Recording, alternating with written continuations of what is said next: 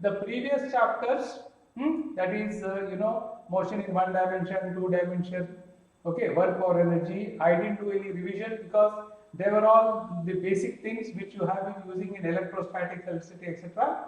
And therefore, I have not done any revision there. But I do understand that, for the chapter on, hydrostatics, hydrodynamics, and even the rigid bodies, you need some sort of a revision. So therefore, I will quickly revise for your benefit and just enjoy the revision class.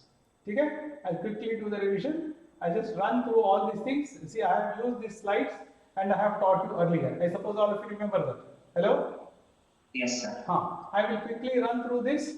You see, I just explained.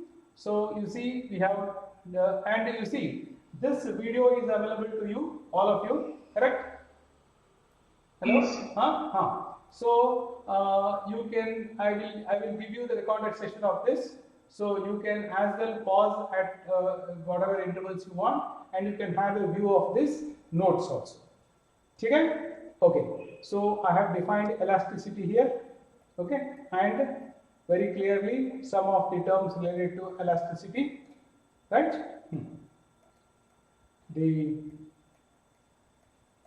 What is stress with proper diagrams, longitudinal stress, tensile stress. I am going slowly here so that the video you can pause and go through this. So with the NEET diagrams, everything was explained to you for a long time. A quick synopsis is what I am presenting to all of you. See shear strain here. Yesterday we discussed this, and this numerical yesterday we had this. I hope this diagram is clear to all of you.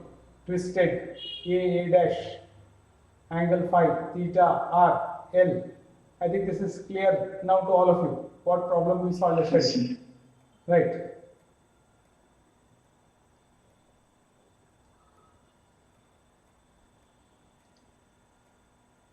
So, Hooke's law.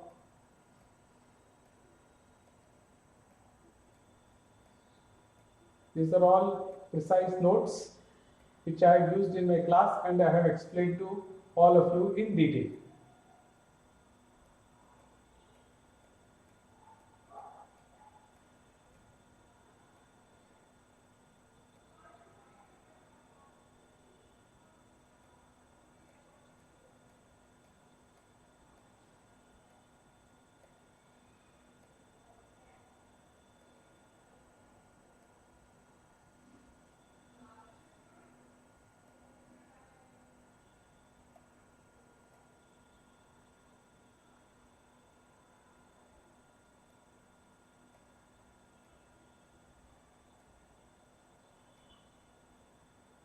Some of you who joined directly second year, I think this is most important for all of you.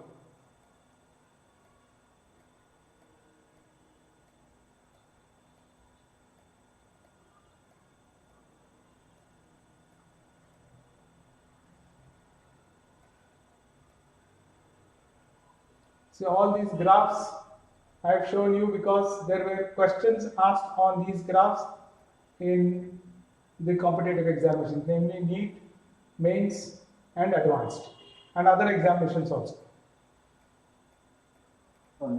Yes, please.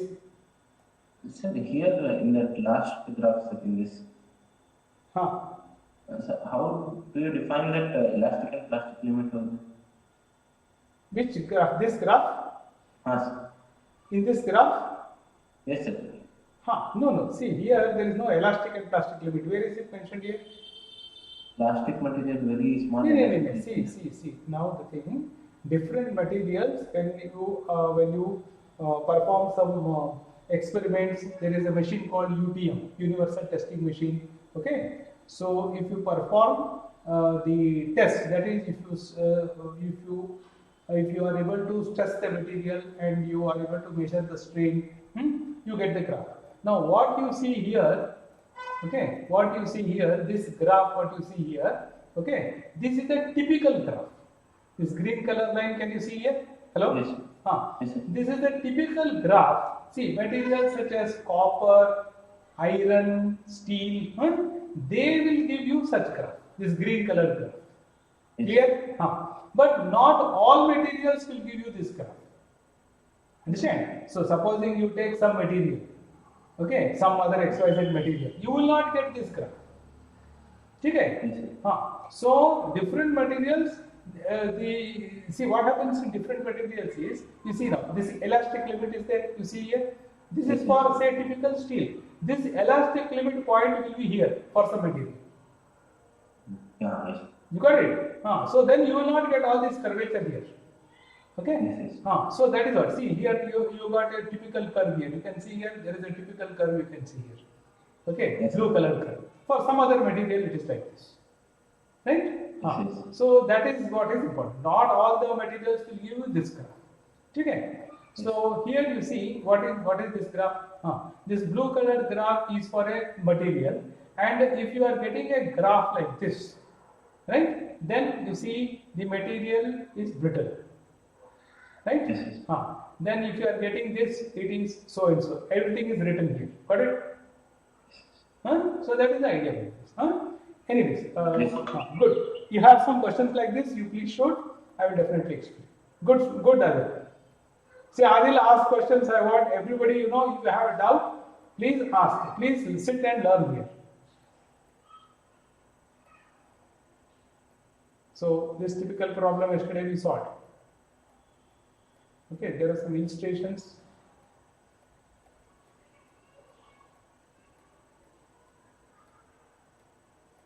So, Hooke's law, I think, this is just a quick reminder.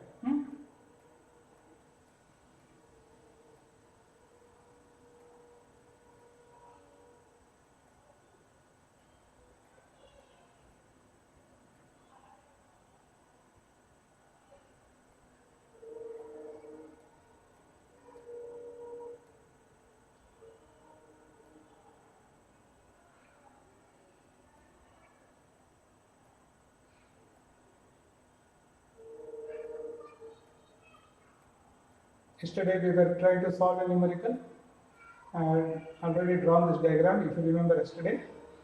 Okay, so increment due to its own weight. See, there is nothing like separate theory for this. If you see here, with whatever theory that what is stress strain, what is Young's modulus, that's it. You should be able to derive any such formula. Okay. See, yesterday I was this question. Yes, we were discussing this, and I was up to this point. Okay, the tension or the force on this dx due to the lower element. So the stress is T by A on this element dx. So this element dx itself will expand by dy. So this, see, I have taken an element here dx, and if this dx is subjected to this weight, which how much weight? See, weight of the rod below this dx, that is m by L into x into g. Okay, then what happens? This dx will expand by dy. Understood? By dy. So dy becomes what? The increase in the length. And what will be the original length? Dx. Only for this element. So we just write this like this. Okay, and then we perform the integration. We get finally, you see, the increment, the total increment delta L of the entire rod, we get it as mgl by 2a. Yes, sir. Okay, friends? Yes, sir. Yes. So these are some of the illustrated examples. So this rod is rotated, and by how much will it expand? Nice problem.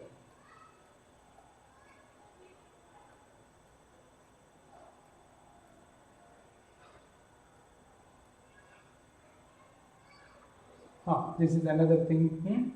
So you see, you have kept a block on the floor. Okay, applied force F to this. Okay, etc. etc. Then elongation of the element dx, total elongation FL by this. Hello?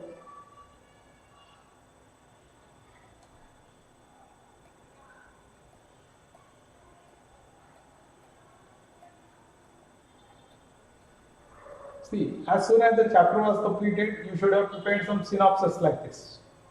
Okay. Then, well, when say for example now we are having the revision program, you could have quickly gone through these notes prepared by you in your own hands. Okay. I mean small synopsis. Okay. Then things would have been very easy for you. But now when I am asking you to read the textbook and come, you say, it's huge, sir, I can't read and come. So all this theory, in detail was covered. And the theory here is coined in such a manner that, well, there were questions asked in the competitive examination based on this theory. So this theory is indirectly, answers for many questions.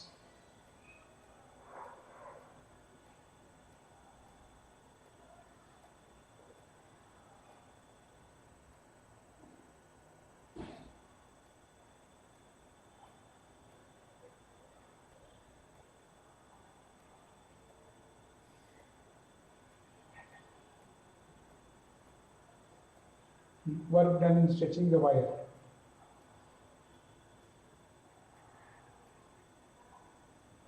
This is again something where you don't need any additional theory, you just have to do this.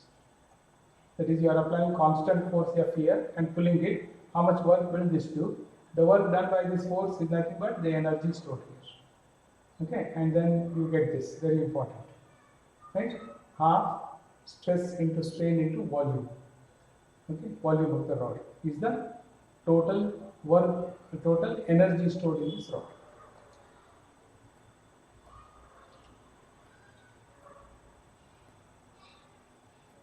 Anyways, I'll be sending you the video of this. This entire notes will be there for you. You can pause the video wherever you want and you can make a learning of your work. So put a ball in the water, the change in the pressure will be rho GH. Delta P will be rho GH by V. So the ball will diminish in size.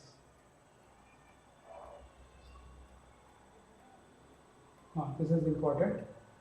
See, now you have to have, after learning all this, you must know that this rod itself is like a spring. There is, see, when you take a material, okay, unless it is rigid, if you take an elastic material, it will have mass, it will have density, etc. It will also have springiness in this. So here you see y is equal to so and so, y is equal to f is equal to a by into delta.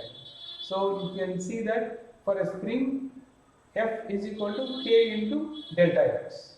So A by L is substituting the K of the spring for it. So equivalent spring constant.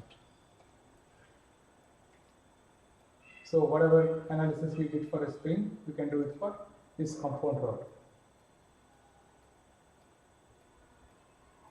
So you see, all this theory can be developed from the basic theory that is there in your NCERT textbook. Knowledge begets knowledge.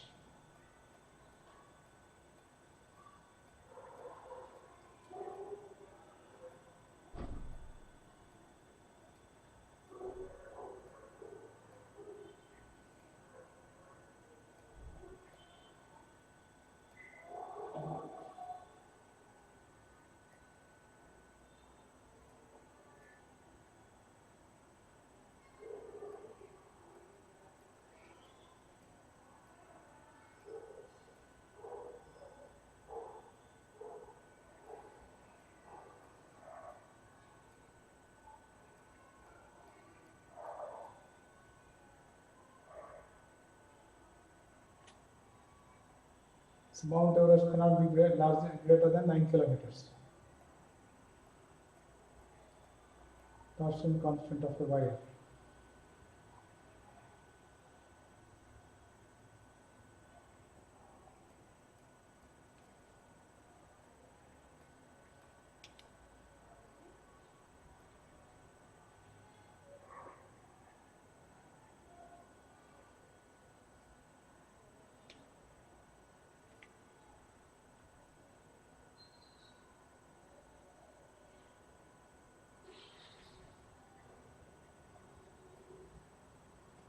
Okay, fine.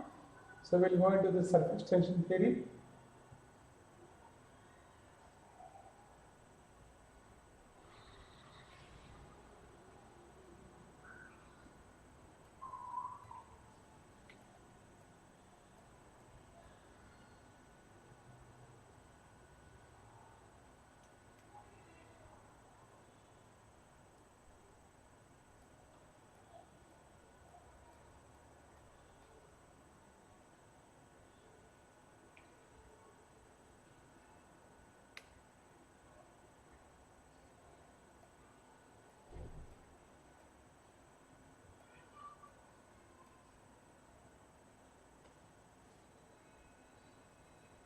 So this explanation is very important. What is surface tension?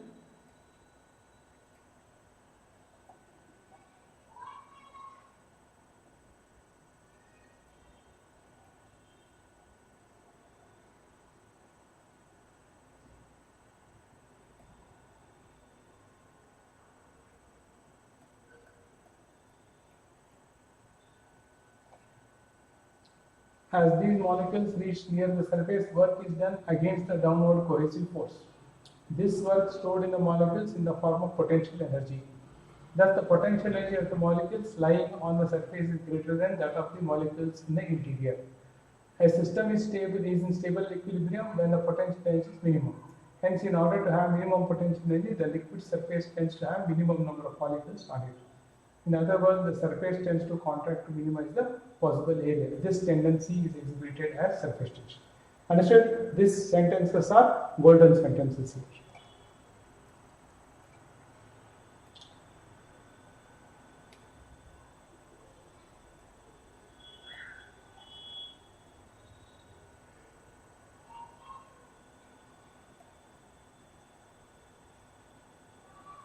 So read the sentence. So an increase in the surface area, cooling occurs. So the liquid temperature is same. So the molecules emissions as an additional energy. This energy per unit area is called surface energy. 3 units per. This additional energy per unit area is called surface energy.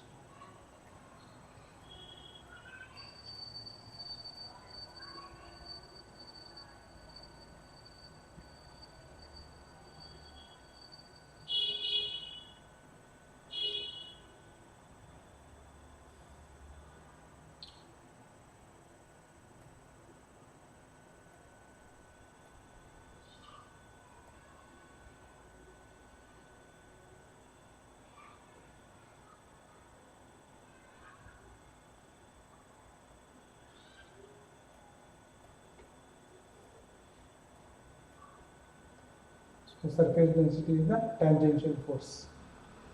This is quite.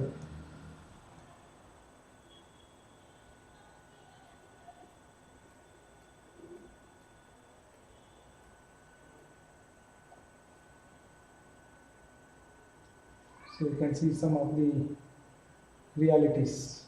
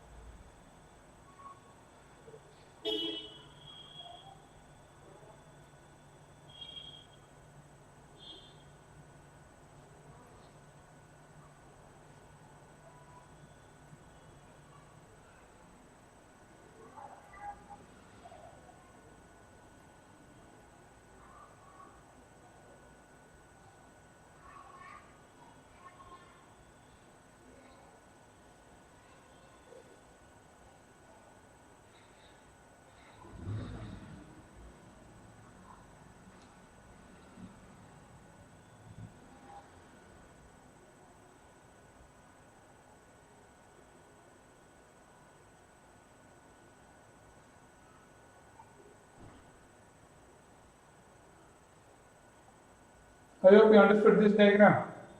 This is a frame ABCD.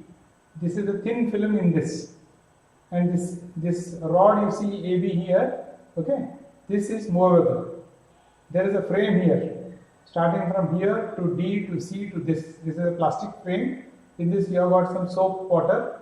So it is forming a thin film, and you start pulling this, okay, with some force, and then the thin film is formed here, right? So you are increasing the area of the film here. Okay, that is the molecule. You are pulling the molecules up. So that is it. Why 2T is because you have got two surfaces, one in the front, one at the backward. So you see all this theory, if you learn with lot of love and affection, this will be there with you.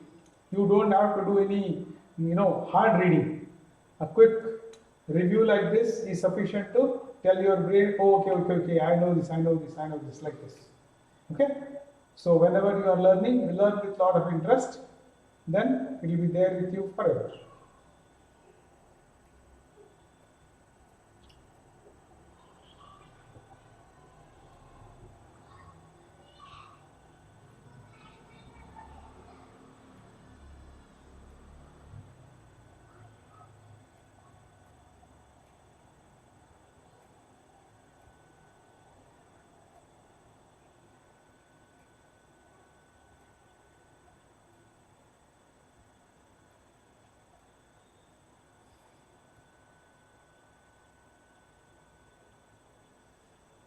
You don't have to by heart these formulas. See, as I keep telling you, the basics, what you have learned is sufficient. These are all some special cases, some different situations where you have to apply the theory, the basics, and then you should be able to derive these expressions. So if you are able to do that, then you are learning physics, and that's the right way.